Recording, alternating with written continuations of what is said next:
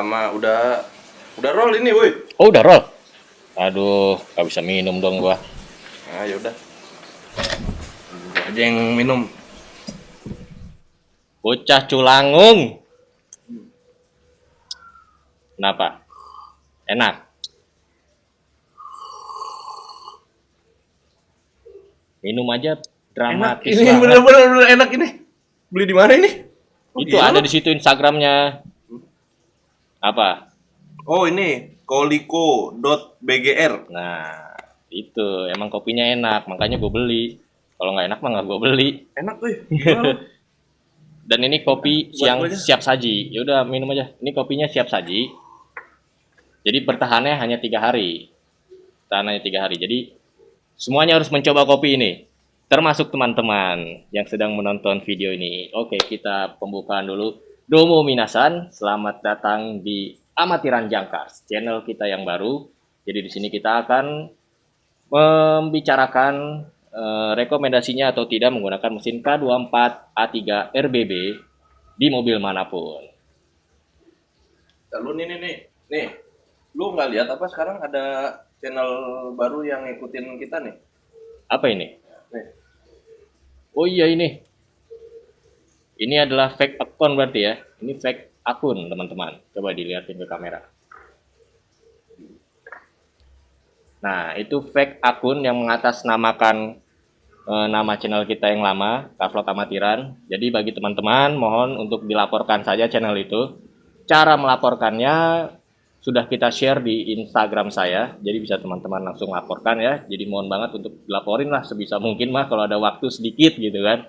Biar tidak disalahgunakan. Ini bahaya nih. Bahaya. Oke. Lanjut tadi. Maaf, Ben. Sorry loh. Dari tadi diganggu mulu. Ntar saya lupa nih. Oke, jadi penting atau tidaknya tuh jadinya kan. Nah, jadi rekomendasi atau enggak menggunakan mesin K24 A3 RBB ini. Yang pertama kita urai dulu satu-satu. Masalahnya apa di K24 A3 RBB? Oke. Permasalahannya sebenarnya ada banyak banget teman-teman yang di belakang kamera tentunya. Karena kalau kita masukin ke kamera nanti nggak bagus. banyak diskusinya soalnya. Nah, jadi permasalahan yang pertama adalah kita kalau beli mesin half cut di Indonesia ini nggak benar-benar half cut. Selalu ada yang hilang.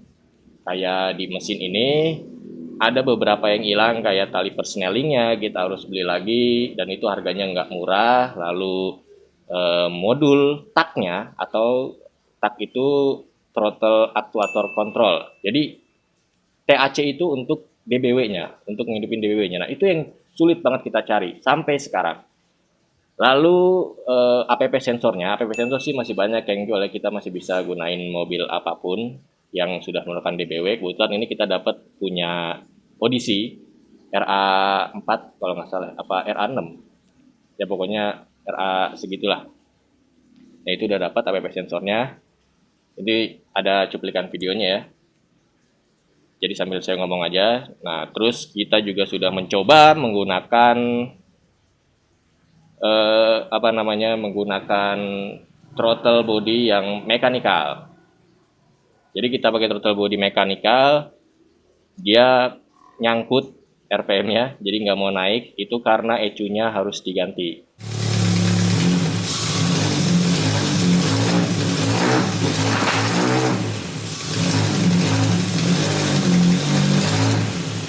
Pinnya sudah kita ganti, ini ada videonya, sudah kita ganti pinnya, pin yang di ECU-nya, tapi karena di ECU-nya, ECU K24 A3 RBB ini dia DBW ngebacanya, jadi nggak bisa, harus diganti juga ECU-nya. Baru dia mau pakai mekanikal. Itu yang jadi masalahnya. Jadi kita kasih pilihan ke owner mobil ini mau dihidupin DBW-nya atau mau pakai mekanikal sekalian. Jadi ECU-nya digantilah. Mau pakai Link ECU atau mau pakai Honda itu terserah ya kan.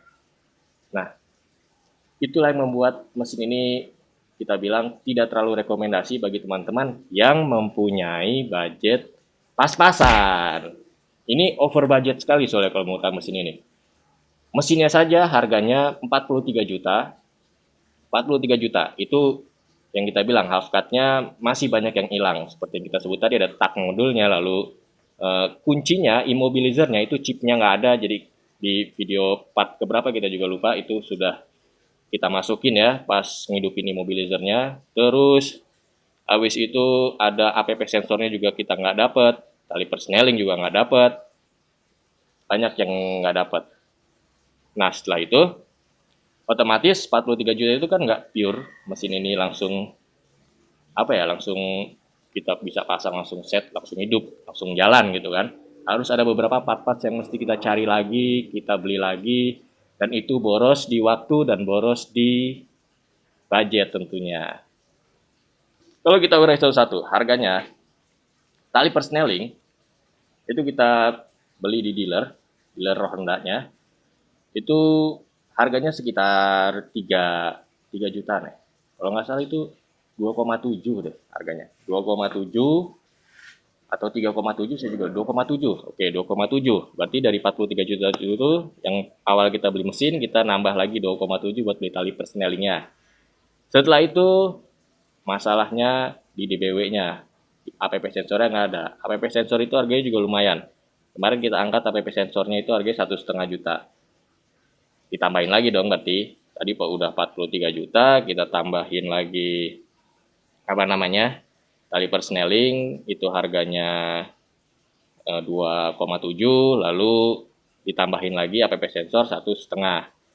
Habis itu ditambahin lagi tak modulnya 1,5. Nah, jadi tak modulnya itu kemarin udah dapet, tapi kita dapatnya punya audisi.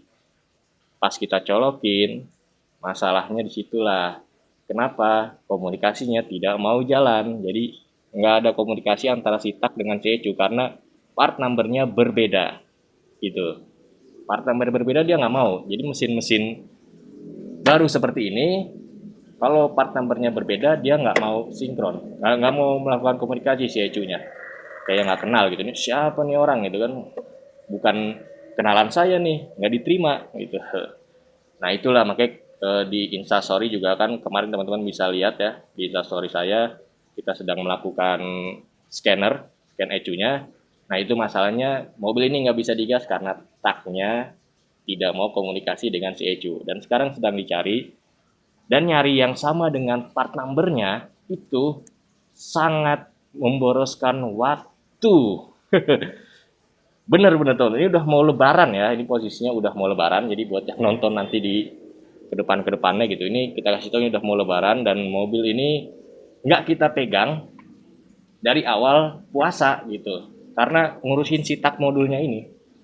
Jadi saran kita adalah mesin ini rekomendasi apabila teman-teman mempunyai budget yang memang cukup ya.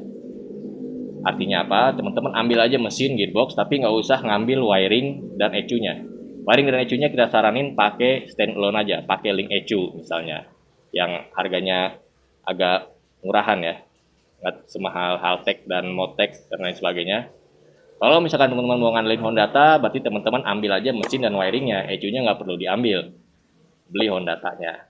Dan wiringnya harus lengkap sama wiring dashboardnya. Karena kalau enggak, teman-teman dapat wiringnya hanya wiring mesin, itu teman-teman harus nyari wiring dashboard lagi dan itu susah banget. Misalkan teman-teman mau pakai wiringnya CRV yang K24 atau mau pakai wiringnya ini ya, Odyssey yang K24 juga, itu bakalan beda, pinnya yang beda. Jadi memang ECU US dan lokal Indonesia ini sangat beda jauh karena kita udah membaca kemarin ya di forum-forum gitu.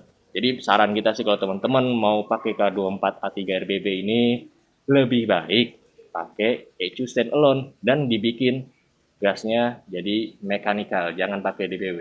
Karena DBW-nya si K24 A3 RBB ini adalah DBW Honda yang bisa dikategorikan DBW yang gagal. Karena kita udah baca di forum, ini kan mesin Accord Euro dan Acura TSX dan Acura TL, artinya itu adalah mobil-mobil yang kategorinya race. Nah, jadi karena mereka tuh ramenya karena gara-gara Acura TSX, Acura TL, kalau TL sih masih kategori city car lah ya, Acura TSX sama Accord Euro. Nah, itu mobil-mobil yang mana memang kategorinya udah ada R-nya gitu, racing. Jadi kenapa harus pakai DBW itu mereka banyak yang mempertanyakan itu, dan DBW-nya kalau dibandingkan dengan DBW mobil-mobil lain, jadi yang dipasang di K24A3 RBB ini kayak DBW yang buru-buru gitu bikinnya. Tapi ini bukan ngejelekin siapa-siapa gitu, karena baca di forumnya memang seperti itu, jadi kayak buru-buru. Dan gasnya sangat-sangat tidak responsif. Sayang banget dengan mesin yang kapasitasnya besar, tapi gasnya nggak responsif. Makanya banyak dari mereka yang yang dirubah menjadi throttle body yang mekanikal, tapi harus ganti ECU-nya. Jadi problem lagi. Nah, itulah yang tadi mau kita lakukan, kita ubah ke mekanikal, tapi karena harus diganti ECU-nya, Hondata itu harganya masih di atas 20 juta, jadi kita kasih pilihan ke ownernya kan kayak gitu tadi depannya, mau aktifin DBW-nya atau mau pakai mekanikal. Nah, tapi DBW itu bisa dibikin responsif. Sekarang banyak yang jual ya. Kayak dari Kicun itu ada yang untuk membuat responsif si DBW, lalu pivot juga ada. Tapi kan harus keluar budget lagi gitu. Dan itu harganya nggak murah. Itu harganya di atas 2 jutaan untuk membuat DBW responsif. Ya, bisa kebayang lah ya sama teman-teman bisa habis berapa nih untuk bisa membuat K24A3 RBB ini bisa starter, bisa digas. Itu udah bisa dapat ECU DC5 mungkin, karena ECU DC5 itu harganya 7 sampai 8 jutaan di luar wiring. Kalau sama wiring itu bisa 15 jutaan. Oke, jadi bagi teman-teman yang mau menggunakan mesin K24A3 RBB ini harus dipersiapkan budgetnya yang memang benar-benar lebih besar. Kurang lebih itu ya, jadi kalau dihitung-hitung ya nggak dihitung semuanya ya, kita cuma ngitung untuk mesin, lalu kita hitung juga untuk hidupin DBW dan IMOP-nya aja, itu mungkin kalau disatuin udah, jadi total harga mesin ini sesungguhnya Alphard-nya di atas 50 juta gitu. Nggak 60 juta juga, ya di atas 50 juta tuh 53 atau 55, itu harga sesungguh mesin K24A3 RBB ini apabila teman-teman mendapatkan yang benar-benar full half cut-nya. Dan ya harus mendapatkan itu ya, wiring dashboardnya itu sangat penting untuk mesin ini karena nyarinya susah, dan kalau nggak ada mau nggak mau ya harus pakai link ECU, karena kalau nggak ada kasusnya dia nggak akan mau komunikasi dengan si ECU. Kalau teman-teman mau mempertahankan ECU bawaannya. Maka dari itu, kita saranin apabila teman-teman ingin menggunakan mesin ini, pakai ECU standalone. Itu lebih mantap lah, udah tinggal gas saja, tinggal mau kayak gimana, tuningnya juga enak kan. Jadi, kalau misalkan teman-teman beli mesin ini, katakanlah yang di luar wiring ya, di luar wiring dari ECU itu bisa dapat 35-an atau 40-an.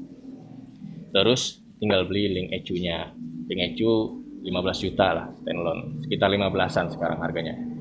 Jadi tambahin aja 30 tambah 15 45. Wis. Ada suara motor. Mohon maaf. Nah, jadi tadi kan kalau misalnya teman-teman dapat harganya mesinnya 30 gitu kan. Ditambahin aja link ECU 15 jadi 45 gitu. Kalau teman-teman dapat harganya 35 ya tambahin 15 itu jadi 50. Dibandingkan harus menghidupkan atau mempertahankan ECU standarnya, ECU bawaannya.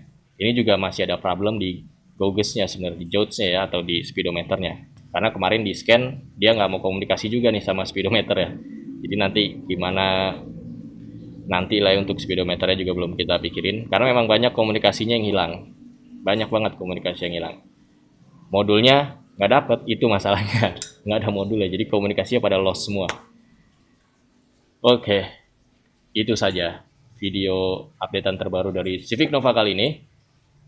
Tentu nanti akan kita share untuk pengerjaannya kalau mobil ini sudah dapat modulnya dan sudah bisa digas, karena kita mau tes sekalian ya.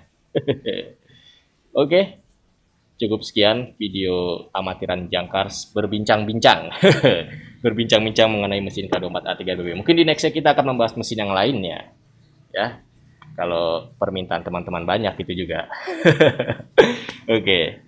Terima kasih sudah menonton. Jangan lupa untuk dilaporkan channel kita yang fake itu ya. Dilaporin aja. Jadi channel kita yang paling benar ya ini. Dan ini konsep baru Amatiran Jangkar. Saya akan menggunakan seperti ini. Dan kalau udah 50K, saya akan melepas kacamata. Oke. Terima kasih sudah menonton. Jangan lupa di like, di share, dan di subscribe. Dan yang terpenting di share lagi biar orang-orang tahu nih kalau channel kita pernah dihack dan dibikin baru lagi. Dan jangan lupa ditonton reupload kita agar kita mendapatkan jam tayang hingga 4.000 jam. Oke. Salam amatiran, amatiran Jangkar.